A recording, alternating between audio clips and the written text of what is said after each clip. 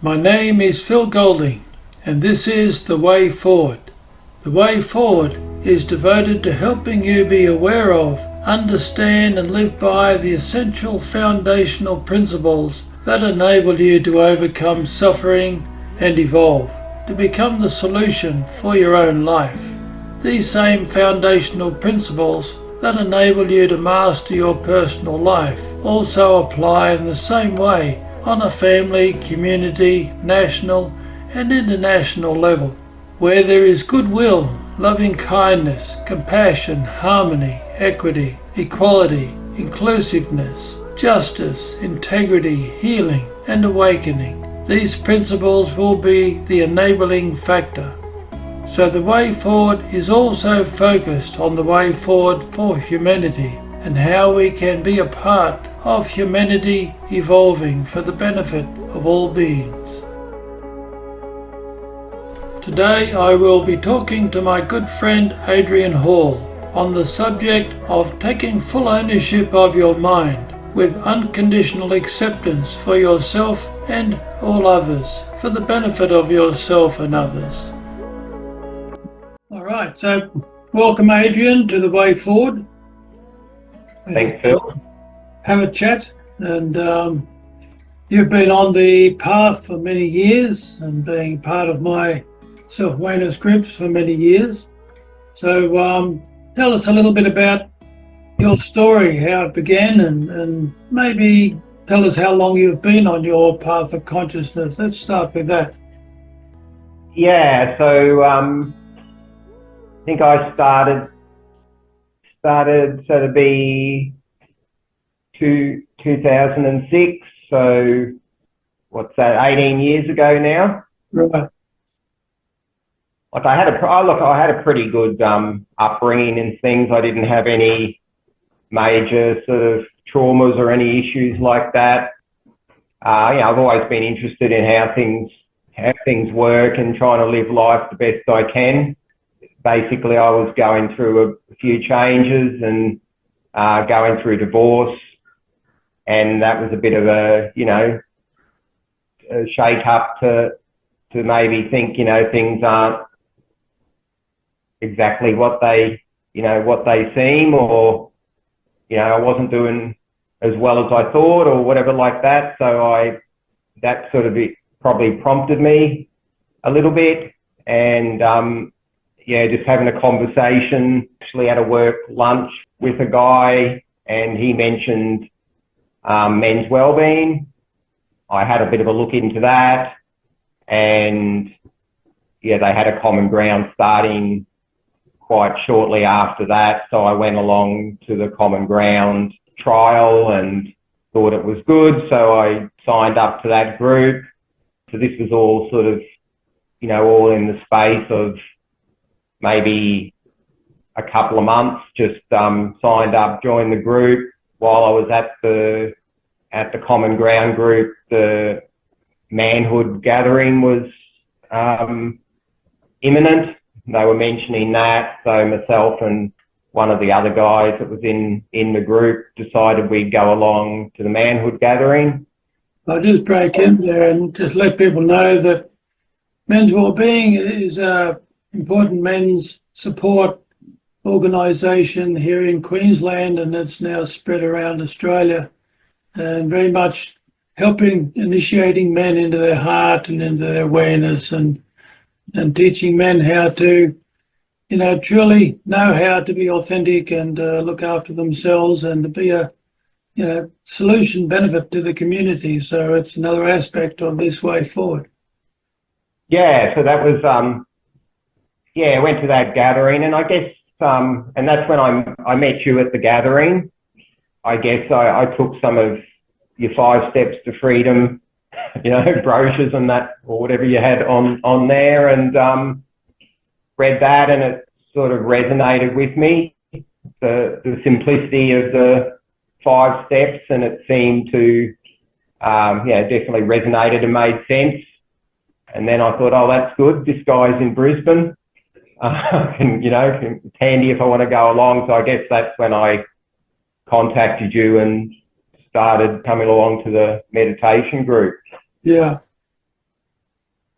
So tell me about, what were you looking for? What were you searching for in doing that?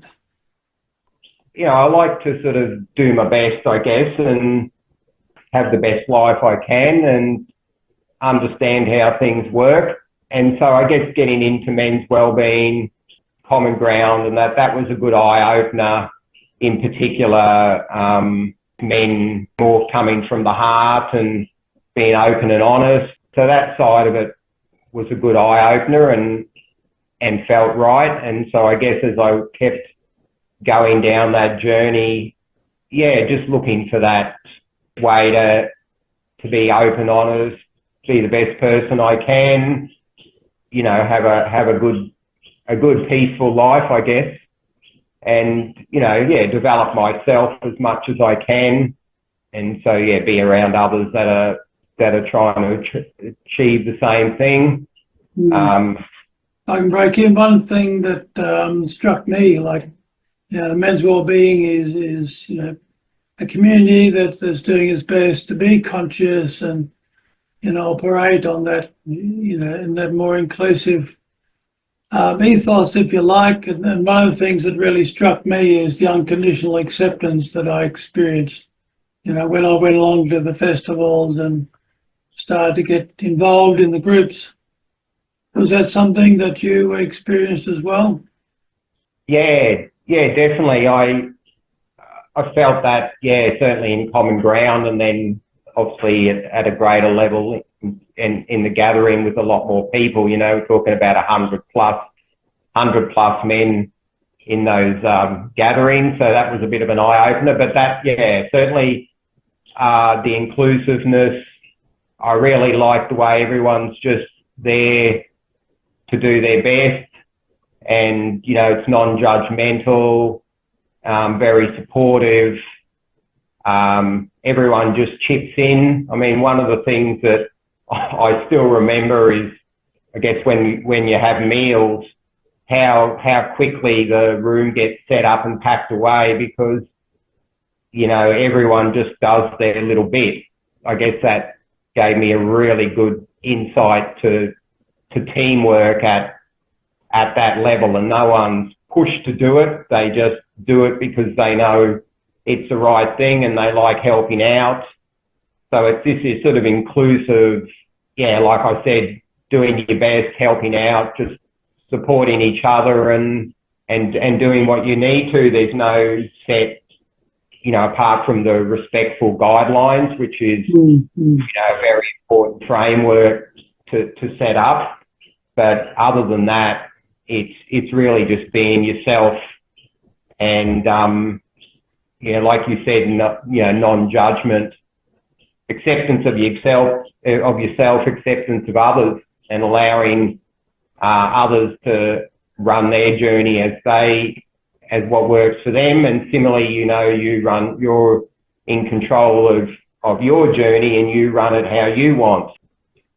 There's something about the festivals, and just the festivals or the men's gatherings usually attract 100, 150 guys. Usually end up at a base out in the country somewhere, and convention type of centre.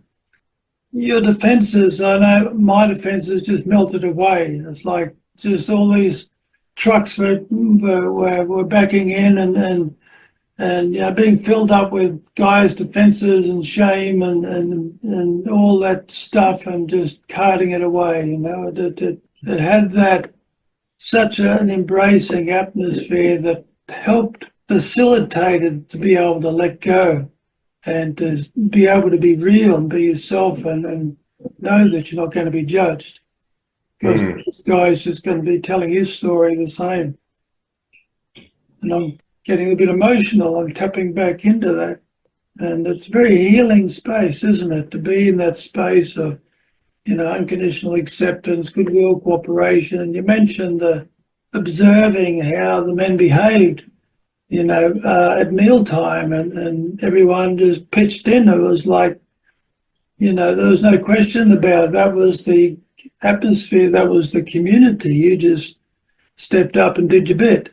Yeah, that goodwill cooperation then just made a very light load of it all. Everyone was lifted up, everyone helps out. Yeah, that was like I said, I still remember that. And I guess that saying, many hands make light work, that was something I really took out of that, just watching that. And even doing it isn't an effort. Everyone's just chipping in and grateful to be there, happy that they can help out where needed. It's just a very, different sort of space than. That's right. Yeah, no one's making us do that. Hey, it's just it's simply the environment that the principles that are running, that organization and the way we put those things together motivates us to be different than when we're back in society with all the competition and the exploitation and the survival of the fittest kind of mentality, which seems to be increasing of late. And where we've got to be on guard and defensive and competing. Different reality, isn't it? Yeah, that's right. I think setting up those guidelines for respectful communication was really important as well. It all makes sense when you get told those guidelines and you get a bit of time to practice them in the common ground groups or in at the gatherings. I've had my own men's group that ran for a long period of time, but I think those guidelines are very important too. And what are those guidelines? What do you recall? Just off the top of your head, what are those guidelines? Yeah, well, mostly around respectful communication. So, because the reason I'm highlighting all this is that these are all like we go to the festival and that there's this space that is cultivated. But I guess what we're talking about here is there is no reason why when we go back home it can't be the same. Yeah. There's no reason why society can't operate in this way as well. So what we're doing with this conversation is highlighting the principles that enable such an experience to occur, enable men who are usually in a competition kind of space and have a lot of defenses and walls up, to come into a space and feel that they can let all that go. And, I've obviously run what's called the affinity group or tribal group at the festival, where you get assigned to, a group like a family group, if you like, that you keep coming back to share and to work through stuff that you've been experiencing at the festival. And, I've noticed that when I have a couple of new guys in my group, they're just beginning the festival experience and they're still pretty uptight and they're not sure what to expect, because often it's an environment most men haven't really experienced before, which is sad in itself. But by the end of it, they're transformed, they're so open, they're inspired, they're excited. That's something that they've been able to really feel what it's like to be open and included and embraced and safely have your heart open. So you can just simply watch the guys transform and have this shift and awakening and want to go home and try to keep that going. Yeah, that's right. I mean, you asked about those principles. I guess the main ones, if I, think about it, are, they also had the concept of the talking stick, which was whoever held the stick spoke and everyone else listened. So I guess it's that first principle that one person talks at a time, which is obviously very important. We don't have people shouting over the top and things like that, which is obviously the first key to allowing people to talk freely, knowing that they can talk, finish what they have to say, and no one else interrupts them. Yeah, and let's just look at that, to be truly heard and learning to actually listen, where you're holding the space for the person who's talking and they've got time to, to talk out whatever they want to talk out. And again, it's not a competition. It's not who can say the smartest thing, or, it's just simply, again, an opportunity to be real and be held as you're being real. And like I'm as a therapist specializing in trauma and stress and depression and looking back and understanding the woundedness that we received as a child that leads to those sorts of experiences, and understanding what heals that, and there's nothing we want more as that child than being heard, being seen, being existing, being noticed. It's like as a child, not sure whether we have permission to be in this space. Like forever asking.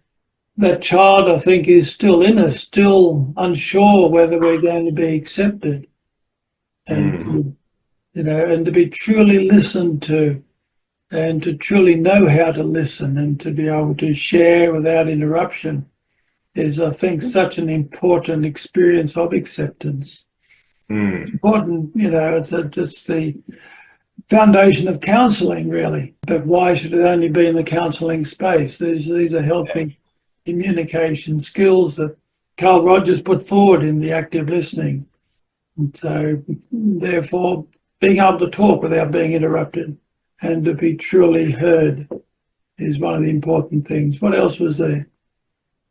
Obviously, one of the main other aspects is, confidentiality, and what's said in the circle stays in the circle. So that's obviously a real important one for people to be able to speak openly, knowing that what they're saying is just held in confidentiality in that group, and that it won't get out somewhere else. So it enables them, like you were saying, to drop.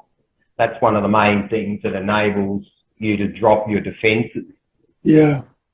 Even if you say, you don't have to worry about, am I saying the right or wrong thing? Am I, going to get myself into trouble? Is it going to offend someone? Yeah. All of that is effectively based, around that confidentiality. Yeah.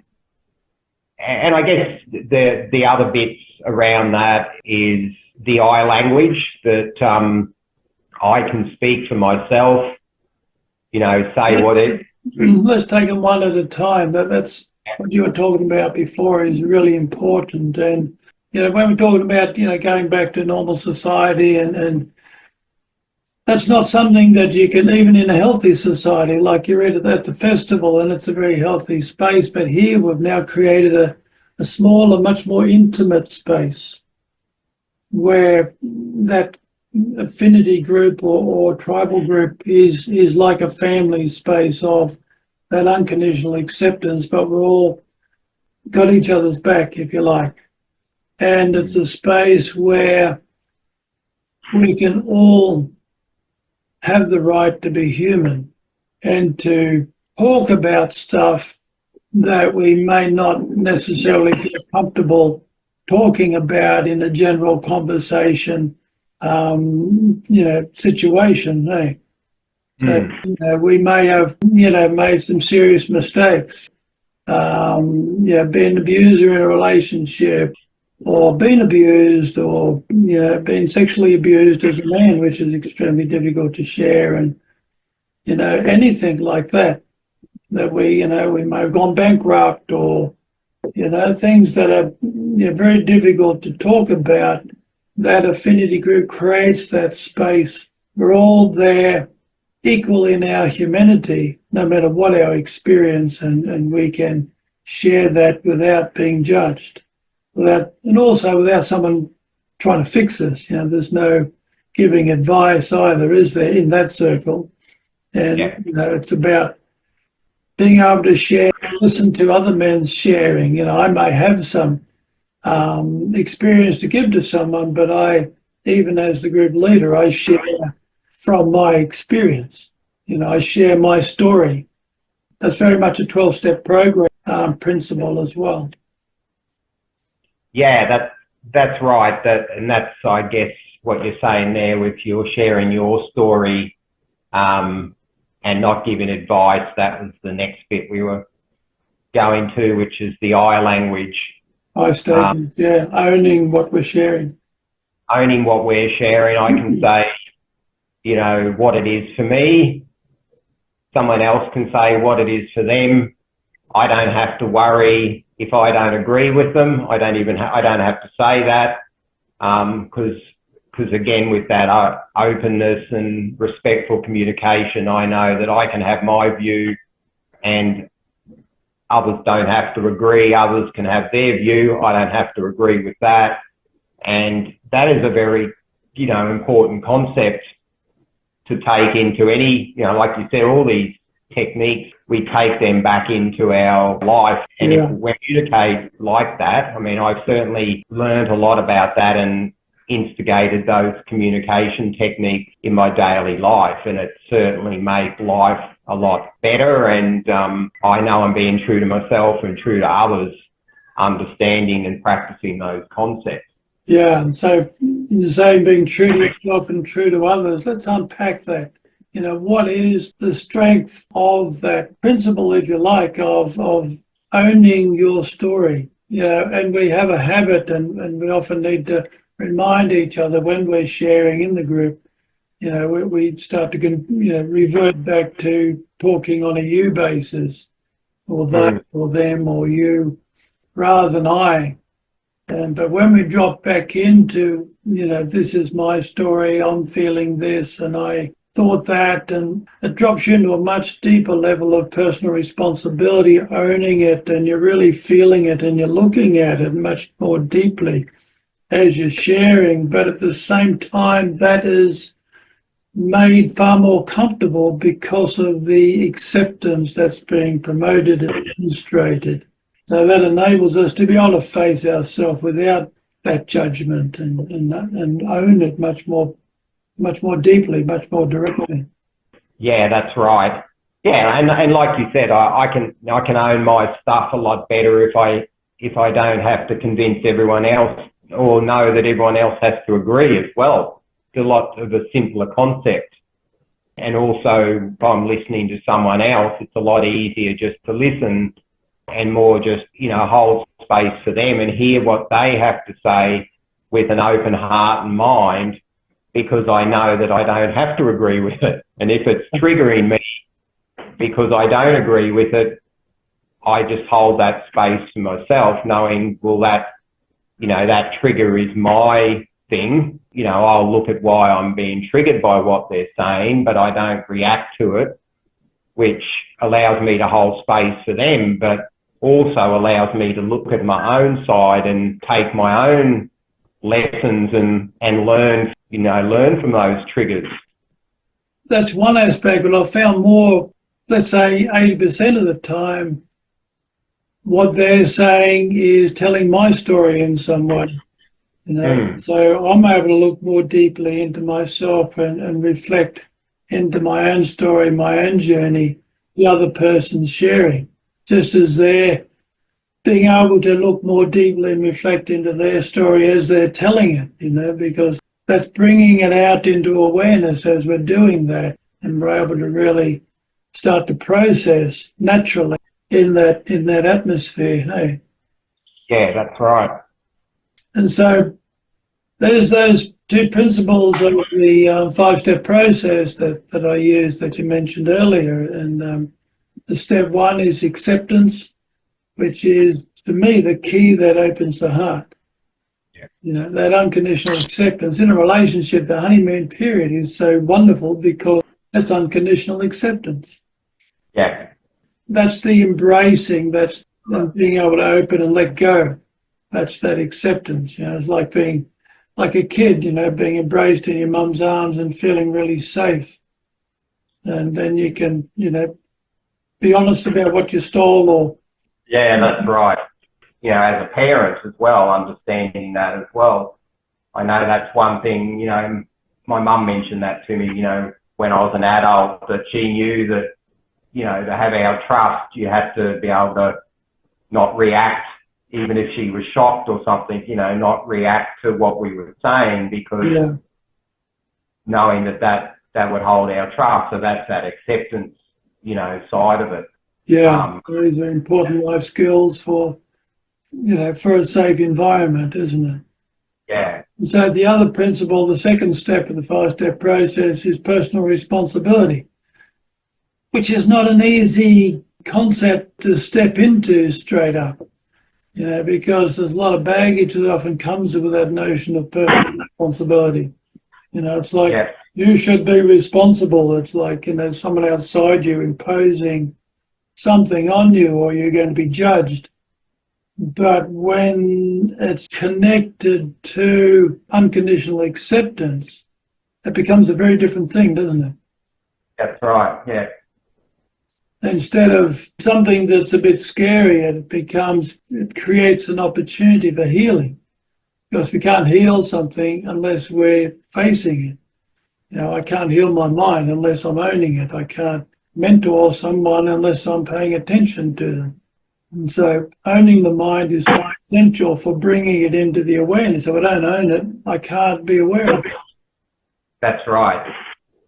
And then, the personal responsibility side to, like you said, I have to accept it to allow it in. But then the next bit is I have to take responsibility for my part in that to actually enable change to occur. Yeah.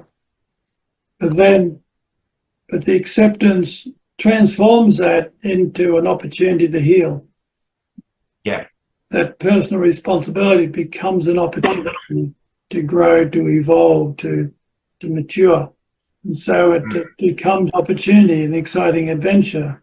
I think you would agree with me that once you get to a certain level of experience in being able to self and process and integrate, it becomes quite exciting. You feel the power of that, and you start looking for the next bit of vulnerability that you can access, that you can drop into.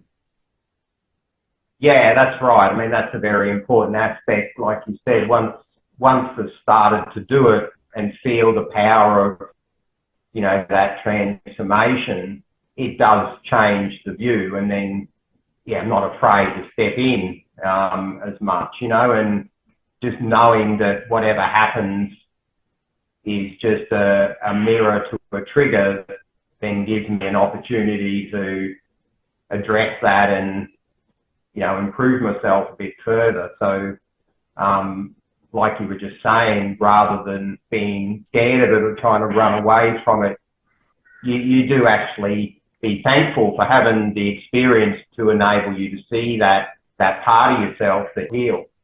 So this is a transformational aspect of it, isn't it? Those two principles that we experienced at the men's festivals and the groups that we run or participate in, that are held by those two principles of, unconditional acceptance and personal responsibility. Ultimately it's the foundation is my personal responsibility to accept myself unconditionally.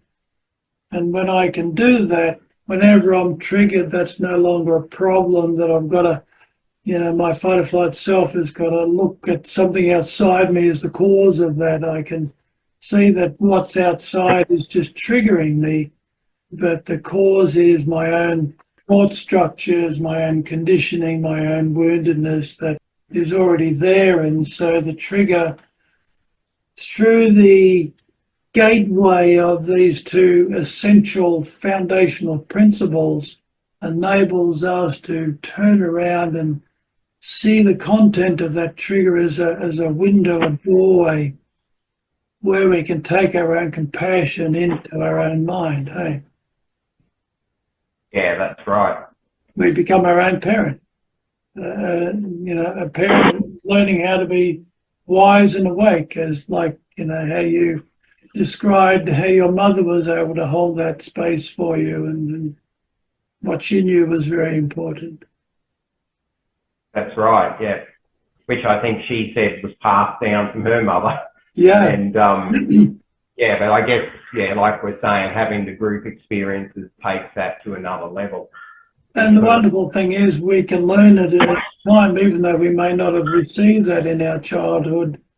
You know, that this space of a conscious community that's foundation is based on those principles can create that same healing space where we're able to be in the present moment with all our memories, with all our conditioning, with all our wounds that are there in that space. Even if they weren't held back then, they can be held now in the space now, because all the past we carry with us wherever we go. Hey, all our memories and conditioning is all here now in our own consciousness. Yeah. All there, available to be healed to captive audience. One of the reasons why understanding personal responsibility is so empowering, because, you know, if we're stuck with still blaming the world outside us, which we do as a kid, because, you know, as a kid we are generally a victim, aren't we? Because we're not in control of our environment or our life, and we're depending on other people to care for us and hold the space for us. But now that we're an adult, we're the ones who need to be doing that for ourselves and the world around us. Yeah. So we're talking about those two foundational principles of acceptance and responsibility. Like, just as we're talking about it, as I'm contemplating on that, and looking, you know, at the problems of society, that personal responsibility, you know, seems to be such a deep problem that we have. We don't know how to take responsibility. We don't know how to own our own mind. And, you know, when we look at leadership out in the world of politics, and we're not getting into politics, we're just looking at it in terms of quality of leadership, why we lose such respect on one level for our leaders, but on the other level, we don't know how to choose the right leader. You know, we end up choosing the one that, you know, that talks the most and beats their chest and seems to be able to put the others down the most effectively, but that's not necessarily a quality of good leadership. That's just, you know, who's got the biggest ego. And so that personal responsibility, understanding that, truly understanding it, and understanding it as a transformational power that enables us to move ourselves into our higher levels of consciousness, to become the solution for our own self, and in turn a solution for, you know, the world around us. And so the personal responsibility, the judgment is completely taken out of it with the unconditional acceptance, isn't it? It becomes something that we're not used to regarding as personal responsibility. Yeah, I think the other key too with personal responsibility is, if I take personal responsibility and you take personal responsibility, then I know I'm not responsible for your, you know, the way you take things as well. So it creates that openness. But yeah, I feel like it's very, for me, it's a very much an empowerment thing. Yeah. That we're empowered as individuals to own our stuff, but we don't have to feel responsible for everyone else. As long as we do our part and we behave correctly and respectfully towards others, that's all I need to do. And then if others get triggered, that's their business. And I think that's an important one. Well, it is for me, because obviously we're, you know, as humans, we're quite varied with our things, and you can't cover everyone's bases. So just knowing to take responsibility, you know, for myself, and allowing others to take it for themselves. That's right. So the space gets cleaned up so much because, you know, we're no longer projecting our fears and insecurities onto one another, are we? We are taking responsibility. We are owning our own fears and insecurities, but we can do that because unconditional acceptance, when I'm pointing that to myself, I'm accepting myself. But it's not self-indulgence because I'm taking responsibility for what's there. I'm not blaming anybody else. I'm not expecting anyone else to do anything about it other than for them to have integrity. And that's what we're talking about here, isn't it? It's genuine integrity. And so with that acceptance, I can look at my own stuff, but then become my own compassionate parent and be my own mentor. And so I'm now learning to hold the space for my own wounds and the confusion that comes out of those wounds. And so I'm not judging that confusion, but I'm not identifying with it anymore either. I'm identifying now with unconditional acceptance and personal responsibility. That becomes a baseline of observation, doesn't it? I'm observing myself now from that perspective, which then is the opposite to everything in my own mind that causes me to suffer and causes me to participate in conflict in the world around me. Extremely important, and it simplifies the communication because I focus on myself and allow others to focus on them. Whereas I think when you take personal responsibility out of it, it becomes more the opposite, you're responsible for making me feel this way and I'm responsible for making you feel this way. And if we can't even take it for ourselves, how would we expect to be able to, it's impossible, right? To know what's going on for someone else and to predict how you're going to affect them. So when you start to think of it that way, you sort of see that it's illogical.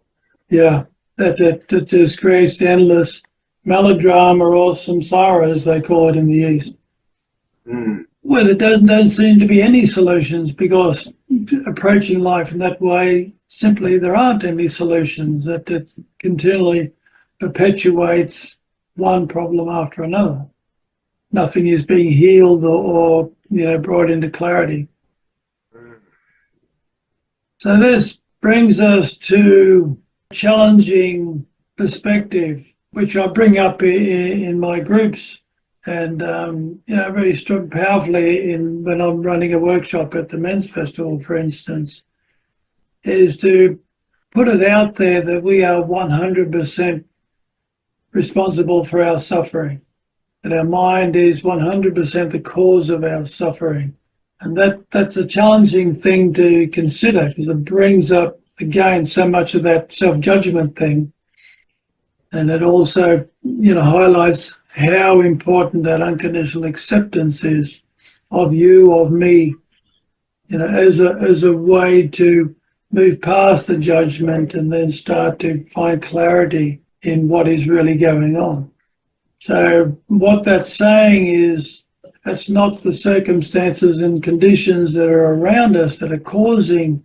This is so important to understand in relationships, isn't it? Because you're not causing my suffering. Even if you're, having a bad day or you've got a lot of confused conditioning and you're projecting a lot of, hate or fear or anger onto me, or you're only triggering what's going on. And even if, this is a whole new experience and that's bringing up, let's say, new emotions and things like that, I am the awareness looking after my own mind. It's my opportunity to learn how to manage what is going on in my own mind. So you're not causing my suffering, you're triggering confusions within me, and often confusions about my own beliefs around my self-worth and things like that.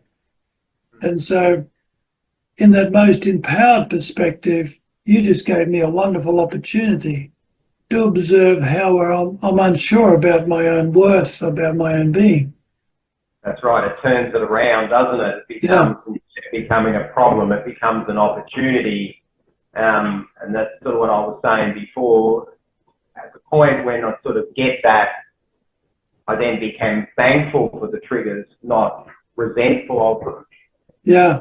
That doesn't mean that if, you're so confused that you can't stop being abusive, I'm not going to put up a boundary. I'm going to clearly put up a boundary and make space between us because my first responsibility is to look after this guy here, my own human self. You know, I've got to provide a sanctuary for him in order to live a balanced and harmonious life. But I don't have to judge you to make that boundary. I can recognize your level of confusion, and that level of confusion means that you're not in a position to be able to face that with perspective and self-reflect.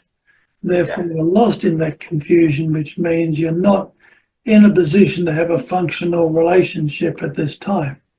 And I have no control over when and where you're going to be able to do that, if you're ever going to be able to do that in this life. So I've got to, let go of that relationship, because I can't have one with you unless you can be operating on those two foundational principles, which is integrity, which is the very thing that enables a functional relationship, whether it's intimate relationship, personal, friendship, community, international relations. It's the same principles that guide all those levels of relationship. What do you think? Oh yeah, so I totally agree. That side of it really important and enables me to have good relationships or to build good relationships by first understanding that principle myself and then acting from that space. And by doing that, I own my stuff, see things as triggers to myself, which are opportunities for me.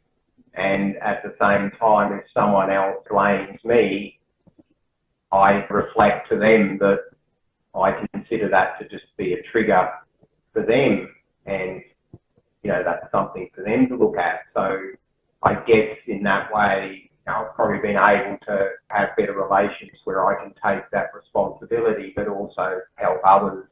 So yeah, I'm owning my stuff, admitting to my triggers, owning my stuff, but at the same time setting boundaries with others, which helps me, but ultimately helps them as well.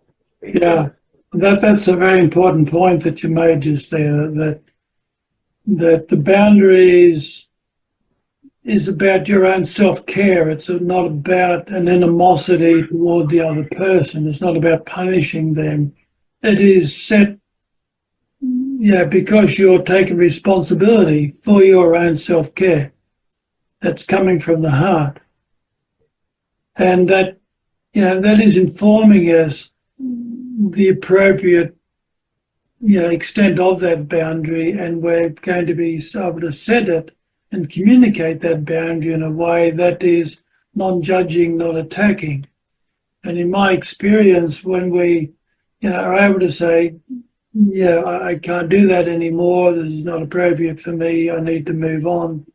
The other person may be triggered and may try to bait us or whatever, but when we can understand that they're confused and have a compassion for their confusion, not judge them for it, but we can still be rock solid in that boundary and simply not be reacting to their confusion, but to set that boundary and then act on that boundary, move on. And I've found that gets the most respect. It has a much cleaner, more decisive power to it, and that the other person, confused person's ego, doesn't have a lot to grasp onto. And they eventually, they may not like it, but they realize they have to let go. But like you say, when it's from the heart, it's for my highest good, but there's a universal aspect too, because it's coming from a level of consciousness that has an interconnectedness about it, and that has a common good about it. And so even though you don't like it, you only don't like it because you don't know how to take responsibility. And so it's a nudge for you in that direction. I'm not doing it to manipulate you in that direction. I'm doing it to take care of me on on that high consciousness level. But it's the best thing for you too, because it's saying it's not appropriate to be abusive and to treat people in that way. And so I'm not enabling it, and I'm putting up a boundary and saying no to that. And that's the most compassionate and appropriate thing for your well-being as well, isn't it? Yeah, well, I think, like I mentioned there too, and I think you mentioned, like effectively, it's a universal thing. So the other person that's being triggered, in my experience, even though there'll be a trigger reaction in the moment. If I come from that higher place, the other person in time actually sees that and respects that boundary and does take ownership of their part, and therefore it helps them as well. Yeah. And then therefore that makes it even more empowering, because I know when I'm doing it, it's helping me and it's helping them. It's not like I'm not doing something for my benefit that's harming them. It's helping both of us at the higher level. That's right. Mm. All righty. So, we're talking about the importance of, the acceptance and personal responsibility in terms of human relations, and how that, if understood, how to approach those two principles and start living those two principles, that can transform your own relationship with yourself and your own awareness, and transform, our own relations with other people as well. So looking back at our, at our men's festivals experience, we can see, if you can reflect on, how that whole thing unfolds, how the whole, way that the men's well-being movement in the festivals and groups is based on those two principles, which, makes it work as well as it does. Yeah, well, I guess that's, like we were saying before, around the, respectful communication guidelines. They're basically anchored on those principles. Yeah, there's a process called non-violent communication. It doesn't have a very positive title, and so it turns people off a bit often when I mention it to them. Oh, I'm not a violent communicator. But which is the judgment, right? yeah, that's right. But it'd be good if they gave it a positive title. But nonetheless, it talks about all of this stuff. It was actually first developed for statesmen dealing with negotiations on an international stage, dealing with all sorts of personalities and egos and levels of integrity. And, and so clearly it's been tested out in very difficult environments. And, but they realized that, hang on, this is all universal, these principles. This works on every level. And it's exactly what we're talking about here. There is a physics to this. There is a physics to how to be conscious and to how to bring that consciousness into relationships, into community, into leadership. And, and if we understood those principles and each got on with doing our best to live them and learn and grow through those principles, if everyone focused on doing that, humanity would be transformed in 10 years' time, because you and I know how the level of transformation that we've made in our own lives by knuckling down and focusing on these principles and putting them in our own life, how that has transformed our own life. Yeah, exactly. So realise how illogical it is for doing the opposite, right? When you're believing that the external is what's controlling you, and that you're responsible for others and they're responsible for you, and that it's a vicious cycle. So the simplicity of bringing it back to yourself and allowing others to do that is extremely important. Like you said, you can start to make some real inroads there, because you're now flowing with like you're saying, the physics, I guess. Yeah. So how do we, in practical terms, put these principles into the world? How do we do that? We're just these little individuals, and when we look out in the world, I'm not seeing it evolve in a real hurry. I thought it was going to take a nice shift forward, but suddenly, seemed to lurch backwards again. And so we're not getting anywhere fast. And that can be disappointing, that can be disillusioning. And I certainly got disillusioned for a few weeks you know, because I got caught into expectations of where I thought things were going to go. And I had to let that go and realize, right, well, that's just what is. That is where we're at. That's the environment. That's like how I had to learn to be with myself when I started healing. The acceptance enabled me to go, right, there's no point in me wishing I was somewhere else. And there's no point in me beating myself up for being where I was. This was my starting point today. This is what I have to work with. So I had to accept it, embrace it, and start to get into it. And, you know, I suffered suicidal depression when I was 20, and that chronic depression kept going. And that's what drove me into doing inner work.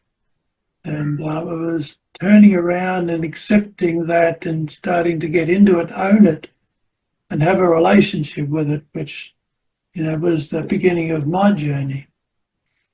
And so what can you and I do in practical terms?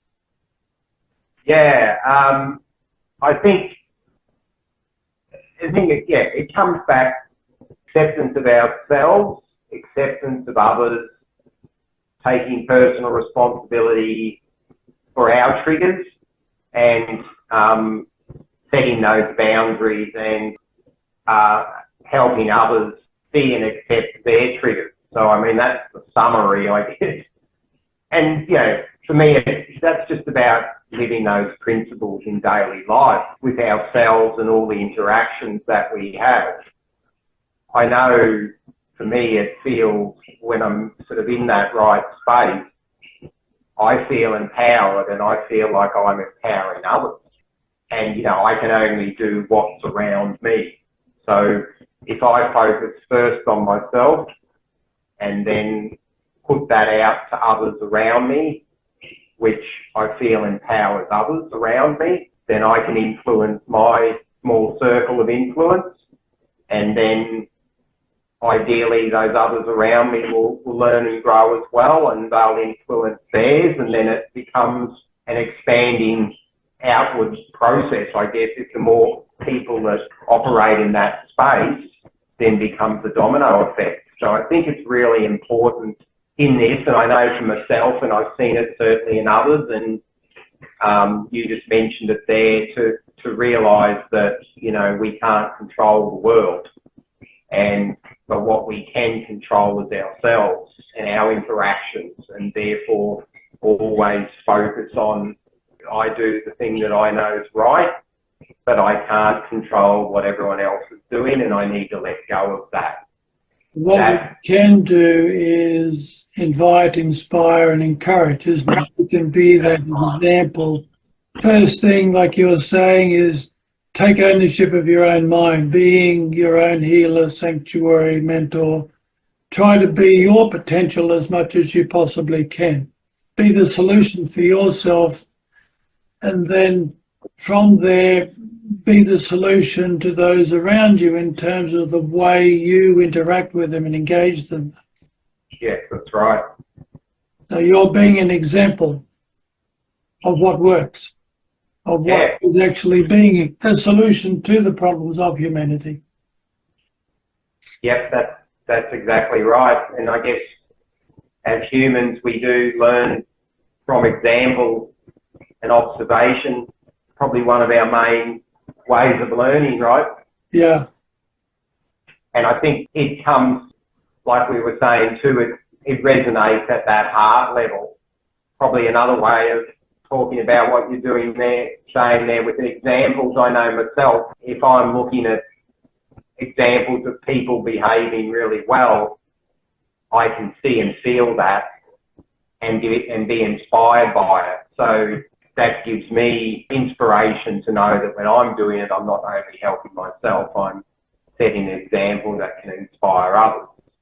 Comes back to what we were talking about in the tribal groups at our festival, that intimate space of when you were, you know, saying that, you know, one of the other guys may be sharing something that you don't agree with, or that, you know, you may be challenged by, let's say, but we're showing them acceptance. You know, we're not judging them. You know, we're allowing them to have their human journey. And I think that is very important in terms of being the solution out in the world, because from what I'm seeing, there seems to be an increasing level of dichotomy where you've got, one group of people seeing that this is the way, another group of people seeing that's the way, and they're becoming less and less common ground between them. And, we're seeing that in America now. And again, I don't want to be getting into the politics, but just the purely psychology of it, that gets dangerous because there doesn't become a situation where common ground can be worked out. And that's where conflict and violence can start to occur because there's no acceptance. There's not enough of that acceptance where we can find the common ground and find that mutual or integrity that is universal, that actually works. But as someone who is conscious, and I've gained even more clarity about that over the last month or so, is it's so essential not to get caught into animosity, not to get caught into arguing, trying to, again, control other people. I think being conscious, the imperative is to try to avoid that situation occurring. And by being an example of that goodwill and cooperation and compassion and acceptance to those who may be in that state of confusion, you can at least be showing them a different way and not being caught into the same judging and blaming and we've got to have a victim, and we're not getting caught into that, so we're not promoting that, we're not making that worse. We're instead showing that there's an alternative and we can be interacting with, those people, if you like, with respect and love, where we literally can show them the example and not think we have to be right. We're not to let go of having to change their mind other than offering them an example of what actually works. Being that example. Telling our own story of what worked for us, Yeah, look, I think that's a really good point, and it's owning our part and showing that as an example. Yeah.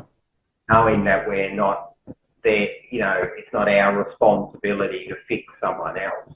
That's right. Show them the example, and I know the term I use quite a bit is, I can plant a seed that may grow later on, but my job is to plant the seed, which is be the example. In terms of that growing, that's, someone else's business. And I'm not in control of that. Yeah.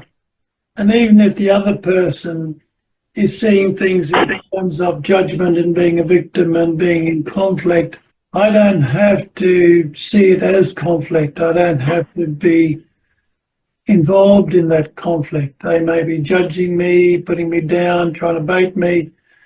I don't have to take that bait. I don't have to think I'm better than them, or I can have compassion instead for their confusion. Confusion simply meaning that what they're doing is causing themselves suffering. It doesn't have to be causing me suffering, even though it may not be comfortable, but I don't have to take it in as that, because I own my own mind, I own my own worth, I own my own well-being. So I can offer back something very different. Yeah. So they're offering this, I can offer that, which may be something that we want and they don't actually know how to get there. I mean, I think you raised a good point too, in that you don't have to buy into that. So even if they're baiting you, you take the bait. You're not feeding that energy, perpetuate it. Yeah. Because eventually, even if they're baiting you, if you're not taking the bait, they'll get sick of it pretty quickly. That's right. Because you're not feeding. The more, in my experience, and I know it's the same for you, that the more I've taken responsibility for my own reactions, the more I see my reactions come from my own insecurities, my own, doubt about my own worth and so on. And the more I learn to accept myself in a self-responsible way, and to become my own foundation, the less I'm influenced by other people's judgments, because I can recognize, as with myself in the past, if I attack somebody, as because I was first on some level attacking myself, my own worth, and I was holding them responsible for my worth.